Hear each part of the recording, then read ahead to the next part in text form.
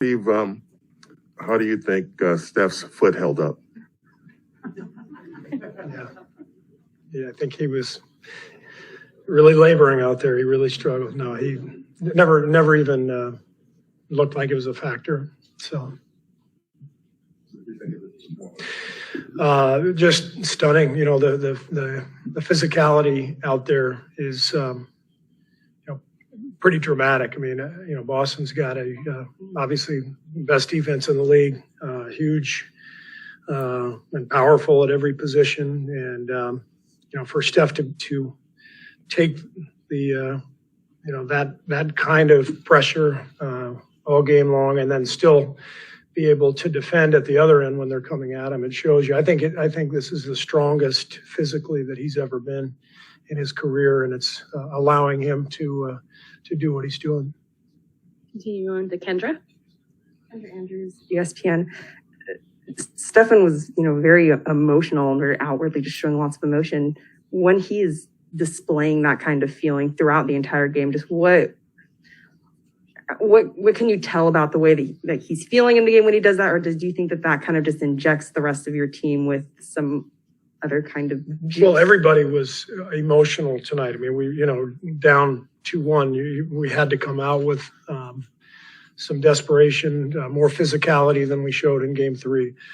So it was a team-wide sense of aggression and emotion, and that started right from the opening tip. So, Steph obviously doesn't normally show a lot of emotion, but a night like tonight warranted it.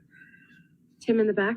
Steve, obviously you don't normally take Draymond down in the middle of the fourth quarter of a game like this.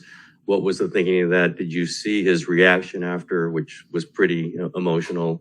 And was it strictly to go offense defense? Because he was out for a while, but then you went offense defense with him in full. Yeah, so we took him out and put Loon in, I think around the 8-minute mark, maybe 7:40, and which was our plan anyway. But Loon was playing so well, and Jordan Poole was playing so well, so we just stayed with the group. We generally do that. I mean, like most coaches, if you've got a group that's going well, you just stay with it, and then the last few minutes we just went to kind of an offense-defense pattern with Draymond and Jordan alternating. Anthony on the right. Yeah, Anthony Slater, The Athletic. Wiggins plays 44 minutes. I think he gets 16 rebounds. Just how big was he tonight?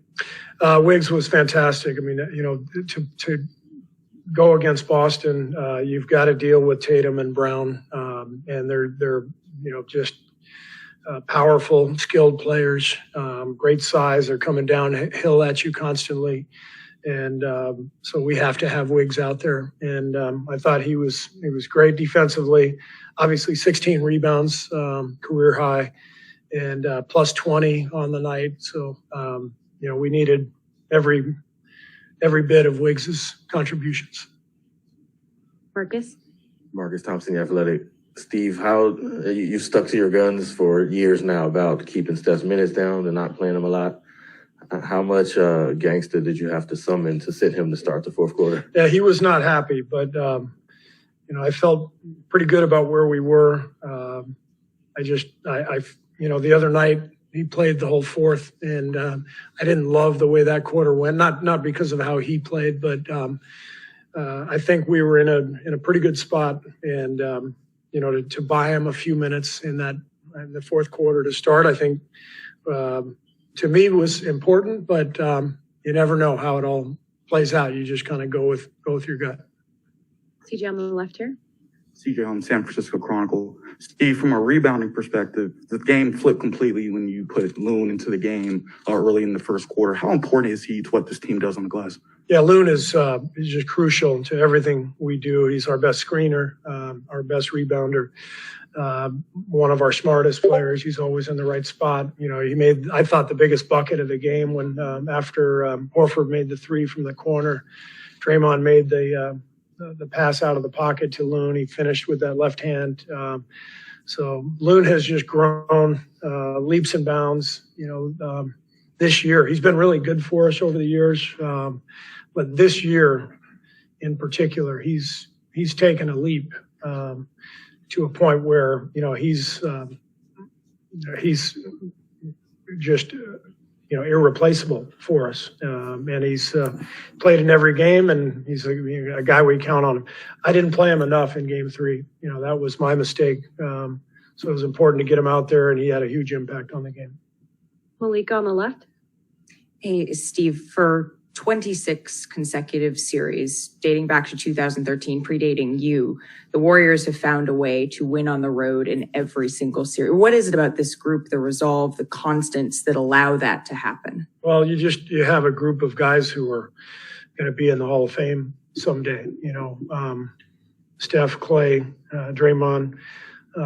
These guys are the constant. They've been here together throughout that span. So they're not only gifted, but they're incredibly competitive, and that's what it takes to win on the road. You have to summon that kind of will and intensity and passion, and those guys have that. Question in the back.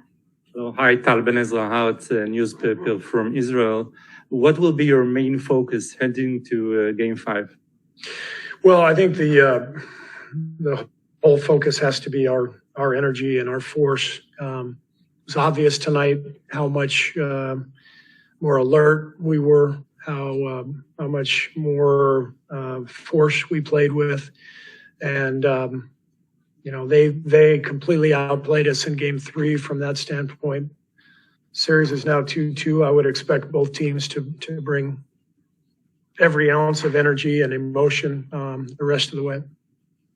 Last question from David. David Aldrich with The Athletic. Steve, your group's been around a long time. You've been with them and they've been with you, and I know they trust you. But is there any kind of, do you have to say anything to a guy like Draymond in a situation like that? He knows that, maybe he wasn't playing great and Looney was playing better. Is there any part of you that has to explain that to him in that situation, or do you just trust that he understands? You mean where I took him out? Yes. No.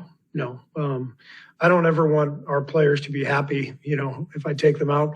Draymond is incredibly competitive. I didn't see, I think Tim mentioned a reaction. I didn't see any reaction, but he's the ultimate competitor.